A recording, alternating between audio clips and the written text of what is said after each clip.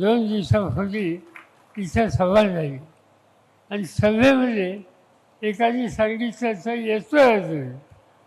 माझी त्याला विनंती ही की मी येतोय म्हणजे आलो आणि आता इथून रायगडला जाणार आहे.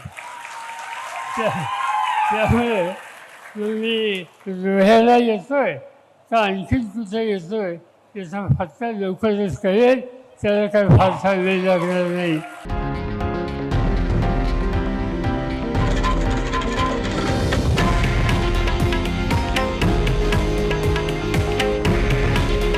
हे आहे देशातील नंबर 1 न्यूज नेटवर्क आणि आपण पाहत आहात TV9 मराठी. काळजी तुमची, हित महाराष्ट्राचं.